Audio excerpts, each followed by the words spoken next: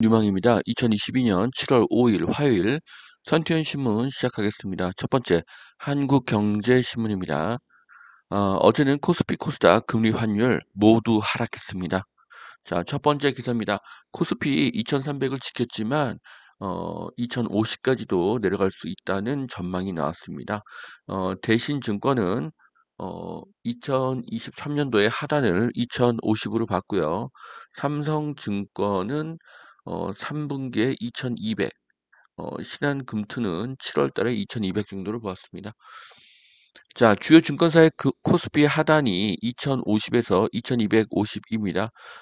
2000이 깨진다는 말도 나오고 있으니 현재 심리는 바닥으로 볼 수가 있습니다. 자, 물가가 상승하고 금리가 인상되고 또 경기가 침체가 되면 또 소비가 감소합니다. 그러면 또 생산이 감소하게 되는 악순환이 반복이 되죠. 하지만 이 상태가 계속 지속되기는 어렵습니다. 시간이 지나면 상황은 점차 개선이 될 것입니다. 길게 봐도 한 1년으로 볼 수 있습니다.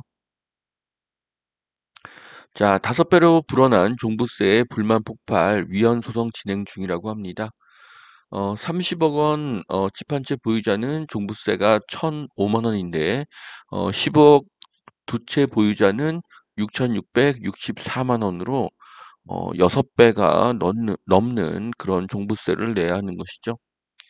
자, 그래서 지금 종부세 위헌 소송이 진행 중인데요. 뭐 소송이 시간이 좀 많이 걸리죠. 그래서 종부세는 위헌 소지가 높습니다.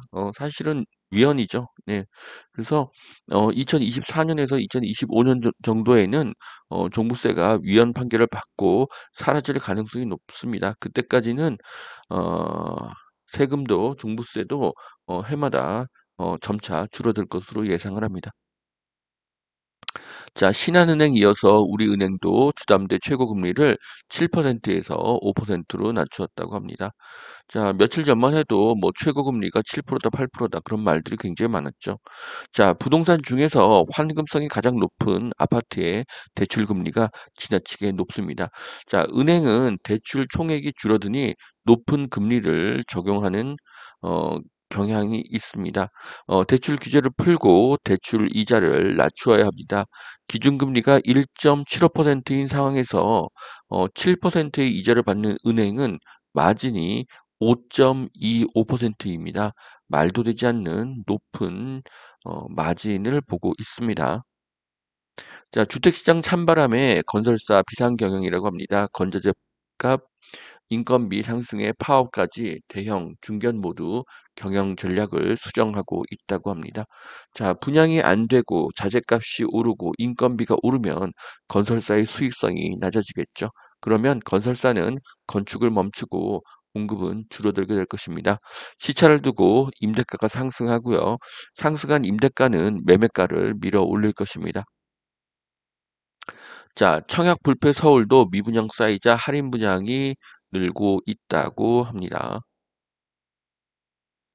자, 미분양이 늘어나면 건설사는 공급을 줄일 것이고요. 재건축과 재개발의 속도도 늦어질 것입니다. 결국 공급이 감소하고 임대가가 상승하게 됩니다. 임대가가 상승하면 매매가가 상승하게 됩니다. 자, 서울 중산층이 살 수 있는 아파트는 2.6%에 불과하다. 역대 최저라는 그런 기사인데요. 구입 가능 아파트 값이 4억 3,528만 원이라고 합니다. 금리가 올라서 원리금 상환 부담도 커지고요. 대출을 받아도 3만 7천 가구에 불과하다고 하는데요. 저는 좀 이해하기 어려운 기사입니다. 이미 서울의 평균 전세가가 6억을 넘었기 때문이죠. 그래서 지금은 서울의 전세가로 살 수가 있는 그런 가격의 아파트의 거래가 늘고 있습니다. 자, 이 자료는 네이버에서 캡처한 자료인데요. 현재 서울의 평균 전세가는 6억 7,570만 원입니다. 그래서 이 돈으로 서울의 저가 아파트나 경기도에 6억 7,250만 원 이하의 아파트를 살 가능성이 높고요. 그런 쪽에 거래가 늘어나고 있는 것이 확인되고 있습니다. 자, 두 번째 매일경제신문 보시겠습니다. 자, 벼락 거지 면하려다 알거지로 전락했다고 합니다. 좌절개비 2030이 지금 자살이 속출하고 있다고 합니다. 자, 주식, 코인 투자 실패로 우울증을 호소하는 환자가 크게 늘고 있고요. 어, 생명의 전화 상담 건수가 8%가 늘었다고 합니다. 자, 지금 부동산이 하락한다고 하지만 코인에 비하면 하락으로 보기 어렵습니다. 주택은 필수제이기 때문에 일시적인 하락이 있을 수는 있어도 지속적인 하락이나 반값이 되는 일은 어렵습니다. 자, 만회할 방법 결국 코인뿐이다. 다시 뛰어드는 MZ세대. 자, 코인에서 막대한 돈을 잃은 그런 MZ세대들이 원금을 찾겠다며 무리한 재투자를 하고 있다고 하는데요. 자, 저는 코인 가격이 아무리 하락해도 코인 투자를 추천하지 않습니다. 코인, 주식, 채권, 금, 부동산을 볼 때 그래도 부동산은 안정적인 투자처임을 확인할 수가 있습니다.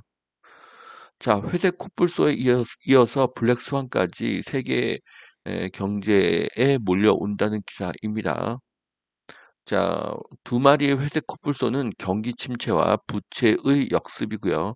세 마리의 블랙스완은 글로벌 공급망 붕괴, 대형 신용 위기 발생, 디지털 금융 시스템 붕괴입니다.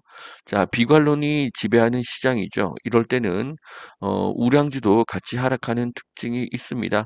그래서 늘 비슷한 배당을 주는 배당주를 싸게 살 수 있는 좋은 기회가 됩니다. 한국은 이제 선진국 수준으로 돌입했기 때문에 한국은 저금리 국가입니다. 은행에 돈을 맡겨도 그렇게 이자를 높게 주지 않는다는 것이죠.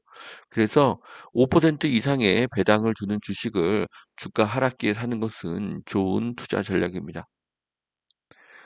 어, 월요일마다 떨어지는 코스피,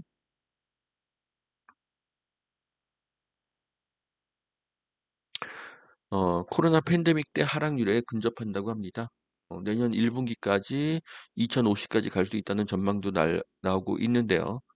자, 언제까지 코스피가 하락할지는 알기 어렵습니다. 하지만 언젠가는 반드시 반등할 것입니다.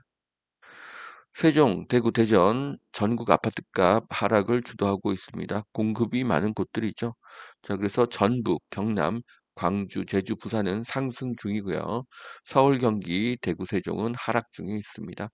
자, 하지만 주식과 코인에 비교하면 부동산의 하락은 뭐 높아봤자 3%, 4%대로 매우 미미한 것을 알 수가 있습니다.